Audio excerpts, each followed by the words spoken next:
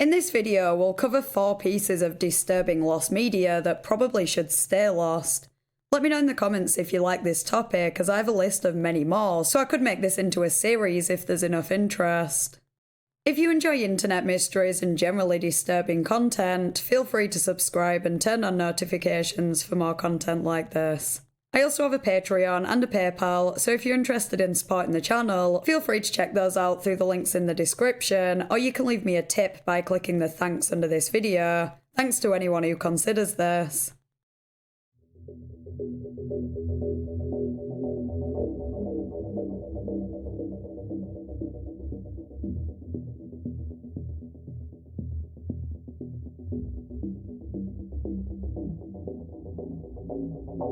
This video will cover topics that might be triggering to some. Viewer discretion is advised.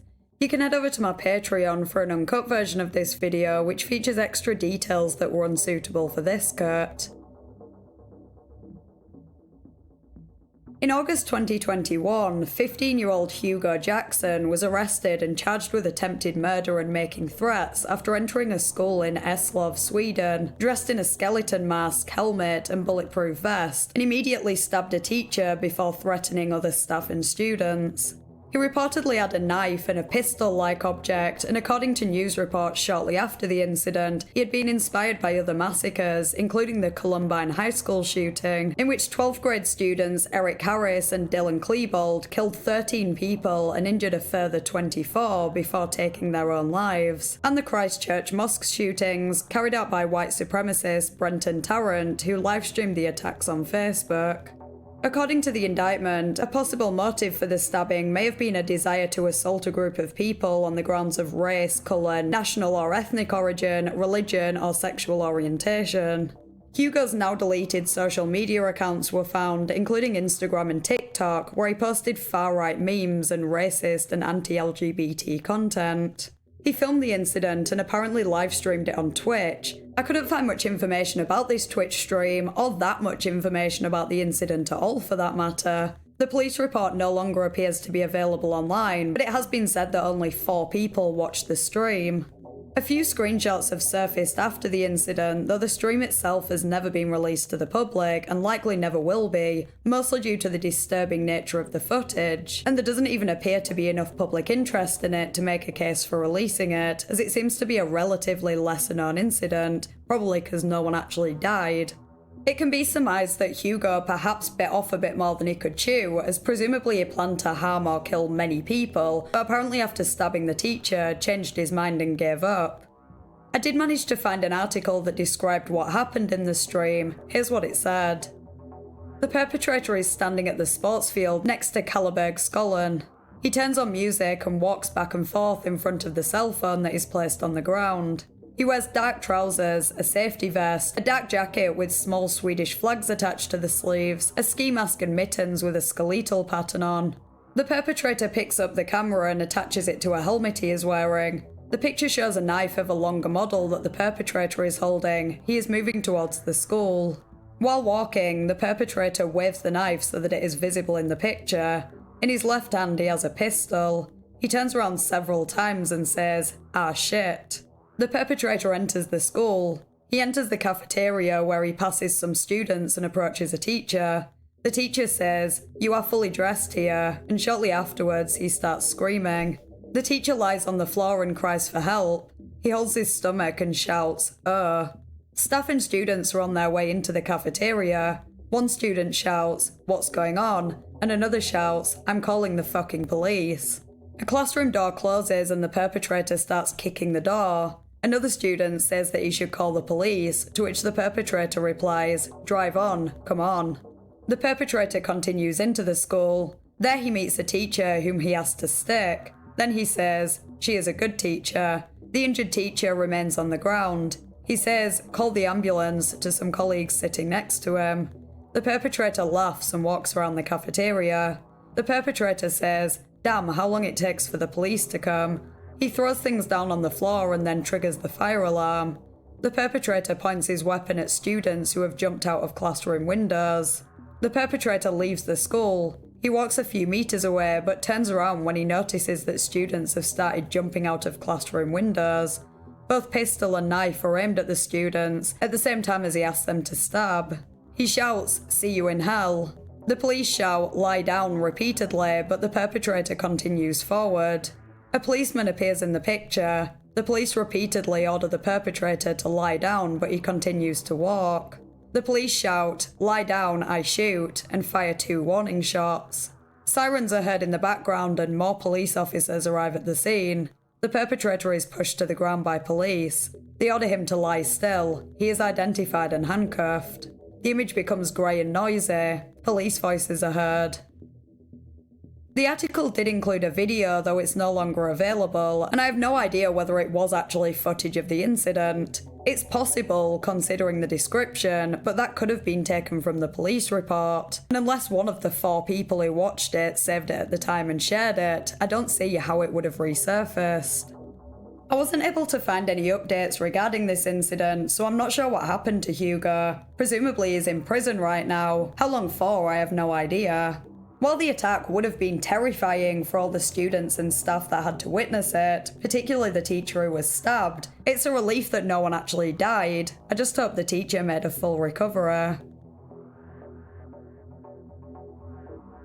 A few months ago, a Reddit user made a post on the Lost Media subreddit about a video they remember watching in school featuring Bill Cosby.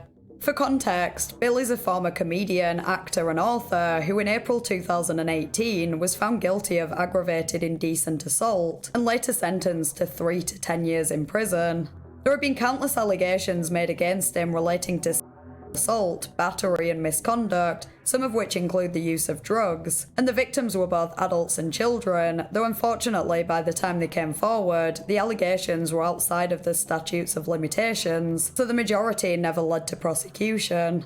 Anyway, the post read, "I'm posting out of morbid curiosity because I've been trying to find this for a while and have had no luck, and heck, maybe Reddit can help. In the 5th grade, I distinctly remember watching a sex ed video about wet dreams with Bill Cosby in it.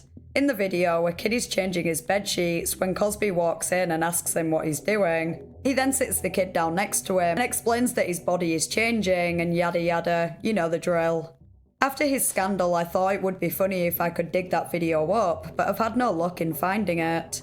It is possible that I confused him for a different actor, but I don't think this is the case. Cosby was my dad's favourite comedian, and he watched and listened to his stand-up all the time, which is why the video stood out to me. Then again, it's been a long time, and I was a dumb kid, so hey, anything is possible. If it helps, this would have been around 2002 to 2003. It was most likely on VHS.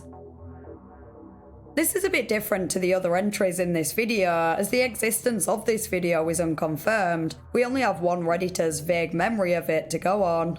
I actually find this kind of lost media to be the most intriguing though, as it's not just a question of finding the footage itself, but finding any evidence to corroborate its existence in the first place. If this video does exist, it's clearly not widely known about, so searching for it wouldn't be easy regardless, and the topic makes it even harder, as searching Bill Cosby said video just brings up countless articles related to the allegations against him. One of the comments on the post was from someone who believed they may have seen the same video, quote, "There are probably hundreds of said videos that have the same concept, so this could just be a similar one, but I saw a video that fits the description. I remember watching one in 6th grade, 2008, with the exact same concept. The kid is changing his bed sheets, his dad comes in and remarks about how grown up he is for changing his own sheets, then he asks the son if the sheets were wet, and then explains puberty. I have no idea if the dad was played by Bill Cosby though. To be honest, I probably didn't know what Bill Cosby looked like at that age. I do remember that the father and son were both black though. I am positive about that. I also remember that the subject of the overall video was adolescence. It could have been one of 2 videos. We wanted 2 videos on adolescence back to back. Both were the same format. There was a boy and a girl who were the main hosts of the video, and throughout the video, it would cut away to scenes like the boy and the dad one. The first video, the hosts were about 16. I remember that because my health teacher commented on the kids' age and how they were still in adolescence. The second video, the hosts were a bit older, about 19. My teacher commented on this and how the hosts had just finished adolescence. The setting of this video was backstage at the theatre. I seem to recall they were dressed in Shakespearean costumes or something. I remember the girl sitting at a green room mirror at one point. Again, this could be a completely different video, but thought I'd share. OP stated that although their memory is vague because they saw the video 20 years ago, the way the comment described the dad's reaction is very familiar, so they could both be remembering the same video. Another commenter also thought they'd seen it, though didn't provide any further detail beyond that it would have been after 2003. Someone else said that they thought they might have found it, as they remembered seeing something similar, and their father was a teacher with a room full of VHS tapes, so they would have a look and update. Though unfortunately they never did, so I can only assume they didn't manage to find it. I wonder if the video actually featured a different actor and not Bill himself, probably someone reminiscent of him, and either these users at the time thought it was him, or in hindsight remember him being in it when it was actually someone else. You would think that if it really was him, there'd be more information about it online. The story is just too good to have not made headlines at the time the allegations surfaced. Either way, if anyone watching this remembers seeing a video matching this description, please let me know in the comments. This isn't the only piece of lost media linked with Bill Cosby, and this one's significantly more disturbing. If you've been subscribed for a while, you might remember a video I uploaded over a year ago about a concrete-lined casket that Hugh Hefner dumped in the sea, filled with tapes, photos and letters of his encounters over the years. I speculated what might be on these tapes for him to go to such great lengths to ensure they wouldn't be found, and it's possible that some of these videos may have featured Bill Cosby, as the lawyer of one of his victims, Chloe Goines, who was 18 at the time she was assaulted, claimed to have been given various edited tapes showing dozens of high-profile celebrities at the notorious parties at the Playboy Mansion. The lawyer wanted access to the raw CCTV footage from the parties, but if that footage did show Bill assaulting anyone, in all likelihood it's sleeping with the fishes right now, as I can't think of a better example of incriminating content that they wouldn't want anyone else seeing. Leslie Van Houten is an American murderer who was once a member of the Manson family, a cult of around 100 followers led by Charles Manson that was active in California in the late 1960s and early 70s. She had met him at the age of 19 and given her somewhat troubled adolescence, consisting of her parents divorcing when she was 14, her taking drugs like LSD and hash from the age of 15, her running away for a while, and her mother ordering her to have an abortion at 17. It could be said that she was in a position to be easily manipulated, not that that totally diminishes her responsibility for the crimes she committed. Between the 8th and 10th of August 1969, members of the Manson family murdered 6 people in what has since become known as the Tate-LaBianca murders. The victims were pregnant actress Sharon Tate, her unborn baby Paul Polanski, Jay Sebring, Abigail Folger, Wojciech Frykowski and Stephen Parent, all killed in Sharon Tate's home, and Lino and Rosemary LaBianca, both killed at their home in the early hours of the 10th of August. Leslie was not present on the night Sharon and her associates were murdered, but was involved in the LaBianca murders alongside Charles Manson. Following her trial, in which she giggled throughout and later claimed she had been supplied LSD for, she was convicted of murder and sentenced to death in March 1971, making her the youngest woman to receive the death sentence in California. However, this sentence was reduced to life in prison, and she has since unsuccessfully applied for parole over 20 times. Sharon's sister, Deborah, was present at one of these hearings and stated that she didn't believe Leslie had reformed, partly because she still appeared to gravitate towards evil men. She highlighted that Leslie was, quote, allowed to have a 15-year letter relationship with another double homicide individual in another state. Deborah also said, "What kind of choices is this woman making? That tells me that she is still attracted to the dark side." The man Leslie was exchanging letters with had died before Leslie's 2016 parole hearing. It sounds like his death was the reason contact stopped, and not for another reason before that. He was never publicly identified. In fact, hardly any information is known about him or their relationship, including when it began and ended, and how often they wrote to each other. In 1981, Leslie began a relationship with William Sivin, a fellow convict, and after he was released, he began to visit her, eventually leading to them getting married. It only lasted for 2 months, as it was discovered that William had been planning to break Leslie out of prison, even acquiring a prison matron's uniform to facilitate the plan, so Leslie cut all contact and divorced him. As a result, William is not believed to be the man that Leslie was writing to, and his identity remains unknown. If she hasn't destroyed them, Leslie is likely still in possession of the letters she received from the man, though it's unlikely she'll ever release them, so the exact content of the letters isn't clear, apart from that they were apparently sexual in nature. I'm not sure if it was purely that, or if they were in some kind of romantic relationship too. The letters Leslie sent to the man have also never been released and likely never will be, and if they still exist, their location is unknown. The existence of other lost letters was revealed during the 2016 parole hearing too, as Leslie admitted that she was still somewhat in contact with Charles Manson, most recently receiving a letter from him in 2013, though it doesn't sound like she wrote back. He apparently accused her of not staying loyal, lying about what happened, and implied that she had turned into the very thing he tried to save her from, whatever that means. Assuming the letters haven't been destroyed, they are likely in the possession of the institutional investigator and not Leslie herself, but considering they probably won't be released, her testimony is the only information we have regarding the contents of the letters.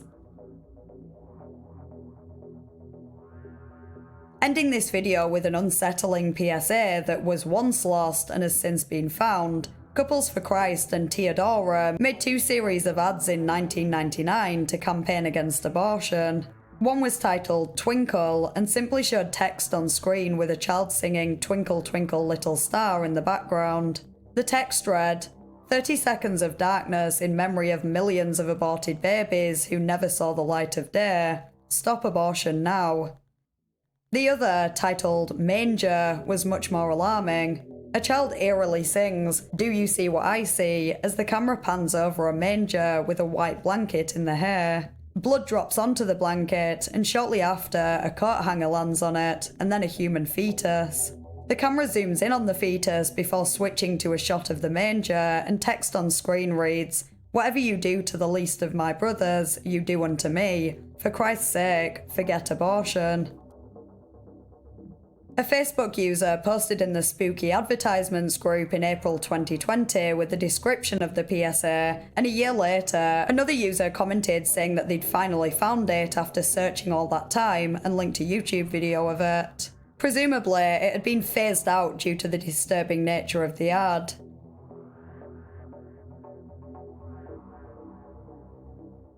I'd be interested to hear your thoughts in the comments, plus any other examples of not safe for life lost media you know of. If you enjoyed the video, please consider liking and subscribing, and leaving a tip by clicking the thanks under this video. Huge thank you to my patrons, whose names are on screen now. I really appreciate your support. Thanks for watching, and I'll see you next Thursday in a new video.